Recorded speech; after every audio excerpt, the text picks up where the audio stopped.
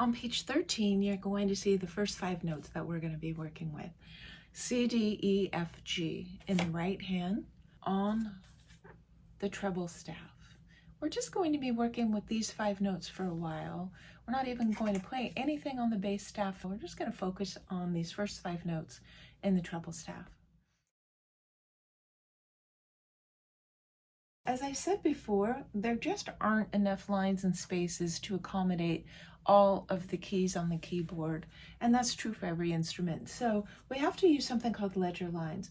So middle C has a ledger line, and this ledger line just acts as if it was just another one of these lines on the staff. So this is a C.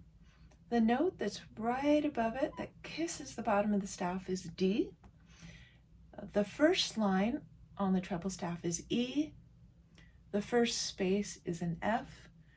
And as we know, the second line is a G, and that is indicated by the G clef or the treble clef. So we've got C, D, E, F, G. This just brings up a point. In the future, if you ever feel that you need to write in the letters, always write them in the way that I did. Right before the note. Do not write them below the note, because the eye just will look at the letters and you won't be associating the place on the staff with the actual note. So C here, D here, etc. At the beginning of every song or piece, there's something called a time signature. And in this case, it looks like this, 4/4. The top number tells you how many beats per measure.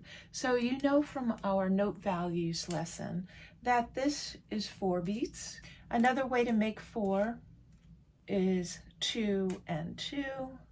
Another way to make 4 might be 1, 2, 3, 4. All of these are called measures. Measures are a way to divide music so that we can make sense of where those 4 beats are. So these are called bar lines. They divide the music into measures. We have to have 4 beats per measure.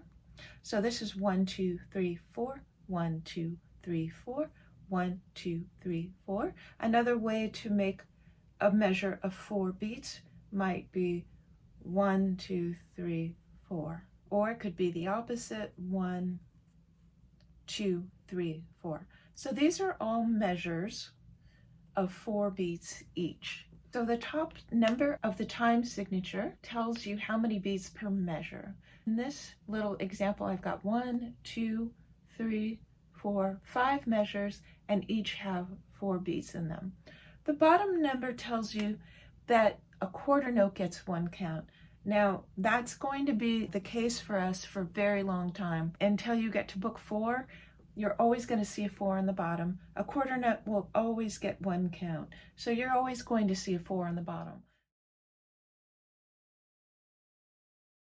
Let's take a look at the little piece of music at the very bottom of page 13. We're going to count this 1, 2, 3, 4.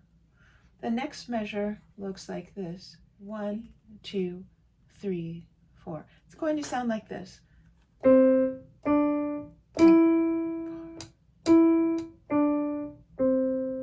Try playing that line of music first. See how you do. Try, if you can, to count it first by going 1, 2, 3, 4. 1, 2, 3, 4. 1, 2, 3, 4. 1, 2, 3, 4. That would be the whole line, 4 measures. After you've done that, then try playing it 1, 2, 3, 4. 1, 2, 3, 4. And try counting as you play.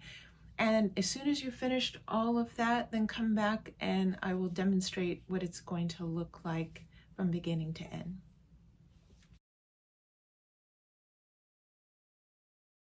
So first of all, you notice that I wrote the fingering above the notes. That's the protocol. We write the fingering above the treble notes and below the bass notes. So you'll see the fingering says 1, 2, 3. So I'm going to put my hand there. We call that C position. When your thumb is on C, your 2 finger is on D, 3 finger on E, 4 finger on F, 5 finger on G. That's C position, and that's what this is written in. 1, 2, 3, 4. 1, 2, 3, 4. 1, 2, 3, 4. 1, 2, 3, 4. Notice that when I demonstrated that line, I did not pause or stop in between the measures at all. Those bar lines are there just to help organize your music into 4 beats each. However, it doesn't mean to pause or to stop in any way. That's what you're going for. That isn't going to happen for you right away, for sure. You're going to be pausing, you're going to be thinking, what note is this? What finger do I use, etc. But that's the goal. Just playing it smoothly with a steady beat that you can hear and that you can feel.